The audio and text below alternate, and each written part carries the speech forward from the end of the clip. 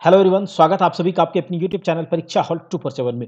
दोस्तों, जैसा कि आप जानते हैं, हम जेएसएससी सीजीएल को टारगेट कर रहे हैं और जेएसएससी सीजीएल के हर एक पेपर को अच्छे तरीके से एक क्वालिटी कंटेंट के साथ आपके सामने हम प्रोवाइड आपको करा रहे हैं और आगे सारा कुछ प्रोवाइड कराएंगे। कुछ भी नहीं छोड़ा जाएगा, सब कुछ कराया जाएगा। बिल्कुल आप निश्चिंत रहें, परेशान ना हो। परीक्षा हॉल 247 लगातार आपके साथ बना हुआ है। पेपर 2 के अंदर हम खुरटा को कवर कर रहे हैं और पेपर 2 में जो खुरटा है, इसमें छायर कहानी संग्रह दिया गया है और छायर कहानी संग्रह को भी पूरा का पूरा कवर करना होगा। दोस्तों, जैसा कि इसके पहले जो सिलेबस था उसमें छायर कहानी संग्रह के 3 कहानियों को हमें पढ़ना था, 3 कहानियों को, लेकिन नए सिलेबस जो कि लाया गया तो उसमें कहा गया कि पूरी की पूरी कहानी आपको देखने हैं। छायर कहानी संग्रह में 10 कहानियाँ हैं, अभी तक हम लोगों ने 5 कहानियों को देख लिया है। यह हमारा छठा नंबर का कहानी है जिसका नाम है समय कटवा ताश खेला। चलिए इसको देखते हैं। समय कटवा ताश खेला। जैसा कि नाम से पता चल रहा है कि ताश यानी कि जो जुआ खेला जाता है। आप देखते होंगे कि गाँव, घर, समाज में बहुत सारे लोग जो हैं दोपहर के टाइम में या फिर अपना टाइम को काटने के लिए, जब बोरियत होने लगता है या फिर टाइम को काटने के लिए ताश खेलना स्टार्ट कर देते हैं। और ताश एक ऐसा गेम है, ताश या जुआ एक ऐसा खेल है जिसको कि लोग मनोरंजन के लिए खेलना स्टार्ट करते हैं और वह एक नशा बन जाता है, एक आदत बन जाता है। और ताश जब जुआ का रूप ले लेता है तो उसमें पैसे लगाने लगते हैं, घरों में चोरी करने लगते हैं। इस प्रकार से ताश खेलना जो है एक अच्छा आदत नहीं है। चाहे आप इसको समय काटने के लिए खेलें या फिर बोरियत हो रहा है तो आप किसी समय आपका नहीं कट रहा है तो ताश खेलना स्टार्ट कर दिए, यह अच्छी बात नहीं है। तो यहाँ पर यही दिखाया गया है, समय कटवा ताश खेला में एक कहानी जो कि छायर कहानी संग्रह में दिया गया है। यह आपको याद रखना है कि समय कटवा ताश खेला किस कहानी संग्रह में कहानी है, किस कहानी संग्रह की कहानी है। तो समय छायर कहानी संग्रह का है। छायर कहानी संग्रह को लिखने वाले लेखक हैं चितरंजन महतो चित्रा जी। छायर कहानी संग्रह में 10 कहानियां हैं जिसमें से हमने 5 कहानियों को देख लिया है। 3 कहानियां पहले देखा था, चौथा और पांचवा कहानी हमने कल देखा है। अगर आपने उसे नहीं देखा है तो जरूर देख लीजिए। चौथा नंबर का कहानी यानी कि जो हम लोगों ने देखा था गुरु जी की फिक्र, और इससे पहले जो और बूबा एगो कहनी कही दे। तो ये 2 कहानियों को हमने कल देखा है। आज हम देखेंगे समय कटवा ताश खेला और इसके बाद जो बचा हुआ है सांस्कृतिक झगड़ा, चोर, डकैत, लुटेरा और भी जो डाकिन खाई गेलिन, ऐसे करके जो 4 कहानियाँ बचेगा तो कल या परसों ये पूरा कवर हो जाएगा। इसके बाद जो है, जो भी थोड़ा-थोड़ा बचा है, सब कुछ कवर करने के बाद हम लोग फुल लेंथ टेस्ट लगाएँगे। प्रीवियस ईयर क्वेश्चन भी करेंगे खोरठा के और फुल लेंथ टेस्ट लगाएँगे और साथ ही साथ जो है खोरठा व्याकरण इधर थ्योरी चलेगा और फुल लेंथ टेस्ट शुरू हो जाएगा। ठीक है, चलिए अब देखते हैं समय कटवा ताश खेला में। तो इसे यहाँ पर जो भी मैं बता रहा हूँ आपको, पूरा इसको केवल ध्यान से आप सुन लीजिएगा, इससे एक भी क्वेश्चन आपका नहीं जाएगा। देखिए, इस कहानी में एक बड़े गांव का जिक्र किया गया है। ठीक है, एक बहुत बड़े गांव का जिक्र किया गया है। बड़ा गांव है और उस बड़े गांव में एक छोटा सा टोला है। उस बड़े गांव में, इस बड़े गांव में एक छोटा सा टोला है जिस टोले का नाम है छोटा बखरी। याद रखिएगा, छोटा बखरी। इस टोले का नाम क्या है? छोटा बखरी। इस छोटे बखरी के गांव के सभी लोग पढ़ने लिखने में, नौकरी करने में, खेती बाड़ी करने में, व्यवसाय करने में, बिजनेस करने में तेज हैं। ठीक है, इसमें यही दिखाया गया है कि इस छोटा बखरी गांव के सभी लोग पढ़ने लिखने में, साथ ही साथ नौकरी करने में, चाकरी करने में, सब चीज में तेज थे छोटा बखरी के लोग। यानी कि समय कटवा ताश खेला गांव का जिक्र किया गया है और इस कहानी में, इस समय कटवा ताश खेला में एक छोटा बकरी टोला का जिक्र किया गया है। इस टोले के सभी लोग पढ़ने लिखने में तेज तो थे ही, साथ ही नौकरी चाकरी, व्यवसाय, खेती बाड़ी करने में भी तेज थे। इस कहानी के मुख्य पात्र हैं 3 शिक्षक, ए बी सी। याद रखिएगा, इस कहानी के मुख्य पात्र हैं 3 शिक्षक, ए बी सी। ए यानी कि आनंद कुमार, बी बालकृष्ण साव और सी चिन्मय मुखर्जी। याद रखिएगा, इस कहानी के 3 पात्र हैं। कौन कौन? बीच वाले चिन्मय मुखर्जी साहब, इधर वाले आपके बालकृष्ण साव और ये हैं आपके क्या बोलते हैं, आनंद कुमार।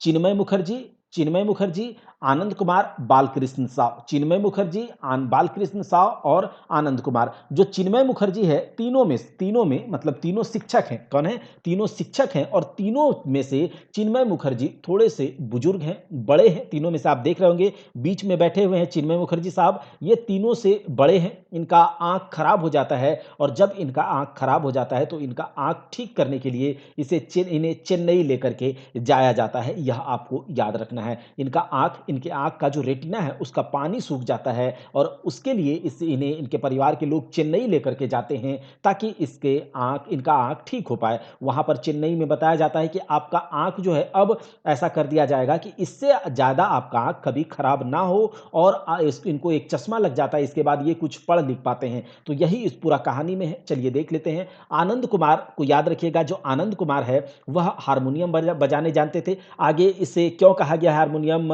या फिर हारमोनियम वाद्य यंत्र का इसमें प्रयोग क्यों किया गया है, यह हम लोग देखेंगे आगे। बालकृष्ण साव जो है वह तबला बजाने जानते थे। चिन्मय मुखर्जी कहा जाता है कि यह झाल वगैरह बजाते हैं, ठीक है। और सीताराम जो है, यहाँ पर सीताराम नाम का एक व्यक्ति का भी प्रयोग किया गया है, इसमें यूज किया गया है, जो कि ढोलकी हैं, यानी कि ढोलक बजाने वाले हैं। याद रखिएगा, आनंद कुमार हारमोनियम बजाते हैं, बालकृष्ण साव तबला बजाते हैं। चिन्मय मुखर्जी यह कहते हैं कि आनंद जी आप तो हारमोनियम बजा ही लेते हैं, बालकृष्ण जी आप तबला बजा लेते हैं, सीताराम ने कहा है कि वह ढोलक बजा लेंगे और मैं झाल वगैरह बजा लूंगा। तो यहाँ पर सांस्कृतिक कार्यक्रम भी लास्ट में होता है। चलिए देखेंगे। इन तीनों यानी कि इन तीनों ABC जो शिक्षक हैं, यह छोटे बखरी गांव से ही हैं। छोटे बखरी याद रखिएगा, इस कहानी में बताया गया है कि छोटा बखरी गांव के जो लोग हैं, चूंकि इनमें गुण बहुत ज़्यादा है, लेकिन ऐसा कहा जाता है कि जिसके पास ज़्यादा गुण होता है वहाँ कुछ अवगुण भी होता है। जैसे कि किसी एक पक्ष में इंजोरिया होता है तो एक पक्ष में अंधरिया भी होता है। तो वही है, एक पक्ष अगर किसी का बहुत तेज तर्रार है तो दूसरा पक्ष थोड़ा सा उसमें क्या है, जैसे कहा जाता है किसी में खूबी है तो खामी भी होगा। तो वैसे ही इस छोटा बकरी के गांव के लोगों में कुछ खामियां भी थी। जैसे कि यहाँ छोटा बकरी के गांव के लोग, ये जो है कौन, सीताराम, आनंद आनंद कुमार, बालकृष्ण साव, चिन्मय मुखर्जी इसी गांव से हैं। और कहा जाता है कि इन्हें यह अपने समय को काटने के लिए, जब जब स्कूल की छुट्टी हो जाती थी या फिर सप्ताह वीकेंड में सैटरडे और संडे को जब सरकारी छुट्टी या फिर जो सैटरडे संडे को छुट्टी होता था तो इन लोगों का समय नहीं कटता था। अब समय किस प्रकार से काटेंगे तो यह लोग उन समय को काटने के लिए ताश खेलते थे, जुआ खेलते थे। अब लोगों को लगता था कि अरे टीचर होकर के यह ताश खेलते हैं, जुआ खेलते हैं, तरह तरह की बातें लोग करने लगते थे और उस गांव के लोग जुआ वगैरह भी खेलते थे। जैसे कि पहले कहा जाता है कि जुआ वगैरह बहुत कोई कम लोग खेलता था, लेकिन आजकल ताश बहुत छोटे छोटे बच्चे भी, कम उम्र के बच्चे भी खेलने लगे हैं। तो यही इस कहानी में दिखाया गया है कि समय काटने के लिए शुरुआत करते हैं और बाद में यह आदत पड़ जाता है। ताश खेलने का जो आदत है वह दारू के नशे से भी खराब है, दारू के नशे से भी तेज है। क्योंकि जब दारू पी लेते हैं तो आपको थोड़ी देर के लिए नशा होता है, लेकिन जब ताश खेलने का आदत लग जाता है तो आप किसी भी काम में आपका मन नहीं लगेगा, हमेशा लगेगा कि कैसे इस काम को खत्म करके थोड़ा सा ताश खेलने का शुरुआत कर दिया जाए, ताश खेल ले, ठीक है, जुआ खेल ले। तो यह इस प्रकार से इस कहानी में इस ताश खेला को बताया गया है। चलिए यहाँ पर देख लेते हैं, इसका जो समरी है हिंदी में हम लोग इसे देख लेते हैं, इसके बाद इसका क्वेश्चन नहीं जाएगा, आप बिल्कुल परेशान नहीं होइए। इन तीनों का अच्छा गुण यह भी था, यानी कि यह तीनों ABC का अच्छा गुण यह भी था कि किसी व्यक्ति का चुगली नहीं करते थे, लोगों को डराते धमकाते नहीं थे, लोगों से लड़ाई झगड़ा भी नहीं करते थे और समय आने पर लोगों की मदद भी करते थे। जैसे कि यह लोग ताश खेलते थे बैठ करके, तो चूंकि ताश जब खेलते थे 52 पत्तियां होती है उनमें, और ताश खेलने के समय सारा का सारा दिमाग जुआ में ही लगाना, ताश में ही लगाना पड़ता है। तो इन लोगों के पास टाइम नहीं होता था। जब इसे कोई कहता था कि अरे टीचर होकर के आप ताश खेलते हो, तो यह कहता है क्या करें, कहीं जा करके घूमेंगे, चार लोगों के बीच बैठेंगे, वहां चुगली होगा, लोगों को डराएंगे धमकाएंगे, लड़ाई झगड़ा करेंगे, उससे अच्छा है बैठ करके अपना किसी से बिना बातचीत किए बस ये टाइम काट रहे हैं, ठीक है, गलत आदत तो है नहीं। ऐसा करके यह लोग जो है अपना इसमें क्या करते थे, अपना पक्ष इस प्रकार से रखते थे। लोग इसके बारे में बातें भी बनाने लगे थे, लेकिन इनका आदत था कि यह लड़ाई झगड़ा नहीं करते थे, समय आने पर लोगों की मदद भी करते थे। यह सामाजिक समस्या, सामाजिक विकास और गांव के सुधार कार्य में चंदा भी देते थे। और यह तीनों बैठकर कभी कभी सड़क के किनारे पर भी ताश खेलते थे और आते जाते लोग जब इनको टोकते थे तो यह लज्जित महसूस करते थे। इनके जोड़ी पाड़ी के लोग या फिर छोटे बड़े लोग भी इनको टोकते थे या फिर बोलते थे, तो इनको अच्छा नहीं लगने लगा, ठीक है, कि आप लोग टीचर होकर के क्या बोलते हैं कि ताश खेलते हैं। और इसी कारण से उन्होंने निर्णय लिया कि वह चिन्मय मुखर्जी, जो सबसे बड़े हैं इनमें से, चिन्मय मुखर्जी के घर बरंडा में ताश खेलेंगे। लेकिन उनका ताश खेलने का बदनामी का शिकायत पूरे गांव में फैल गया। इससे उनकी पत्नी यानी कि चिन्मय मुखर्जी की पत्नी और उन लोगों के, बालकृष्ण साव और आनंद कुमार की पत्नियों के को अच्छा नहीं लगने लगा। लोग कहते थे कि अरे तुम्हारे पति तो ताश खेलते रहते हैं, तो इनको अच्छा नहीं लगता है और इनकी पत्नियां जो है इनसे झगड़ा करने लगी, ठीक है। देख रहे हैं यहाँ चिन्मय मुखर्जी की पत्नी जो है चिन्मय मुखर्जी से झगड़ा करने लगती है कि अच्छा नहीं लगता है हमें, आप ताश खेलते हैं, सब कोई बोलता है टीचर होकर के, तो ये अच्छा आदत नहीं है। तो ये उनकी पत्नियों को अच्छा नहीं लगा और इसी कारण से